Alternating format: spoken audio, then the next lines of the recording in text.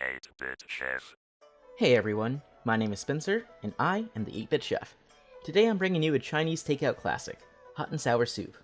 This is one of my go-to favorites whenever I get takeout, and today I'm going to show you my take on it. To start off, we're going to need to make the slurry that will later thicken the soup. To start our slurry, we're going to add some soy sauce to 2 tablespoons of cornstarch. To that, we will add a splash of mirin, a splash of rice vinegar, a few tablespoons of sugar, and some hot chili sauce. Typically, something like sriracha would be used, but I decided to go with gochujang to give it an extra layer of funkiness. Gochujang is a fermented chili paste with a taste reminiscent of miso. So let's go ahead and whisk that up and set it aside until needed. Now, I'm going to be trying something different for this video, so let's switch over to our Wok Cam. To a heated wok, add a splash of sesame oil. Now, be careful with this stuff. To quote Justin Warner, sesame oil is a culinary WMD. It is very easy to add too much. A little bit goes a long way here. To the heated oil, we'll add some shiitake mushrooms. Stir-fry those for a few minutes until they begin to cook down. After the mushrooms have cooked down a bit, we are going to add some thinly sliced pork loin. Stir-fry the pork with the mushrooms until the pork is no longer pink. Next up is some bamboo shoots.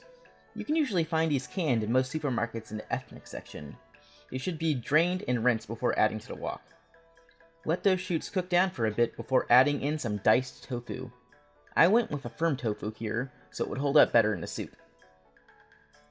Continue to stir fry and cook everything down for a few minutes before adding in a quart of chicken or vegetable stock.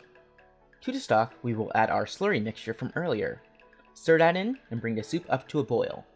Let the soup simmer for a few minutes before adding in a big handful of sliced scallions, also known as green onions.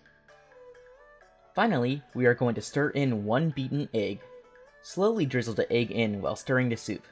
The egg not only adds an extra bit of thickness to the soup, but it adds a nice rich flavor as well. Now all that's left to do is ladle up the soup and serve. I garnished it with a pinch of freshly sliced scallions to give it a little pop of color. The soup had a wonderful creamy texture, and the tofu, mushrooms, and bamboo paired with the pork were at the perfect consistency.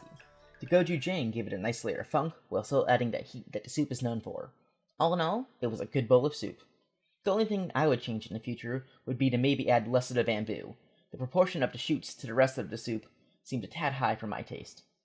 Anyways, I hope you all enjoyed this recipe. You can head over to 8bitchef.com for the full recipe and ingredient amounts, and until next time, this is Spencer, reminding you to take a walk on the wild side.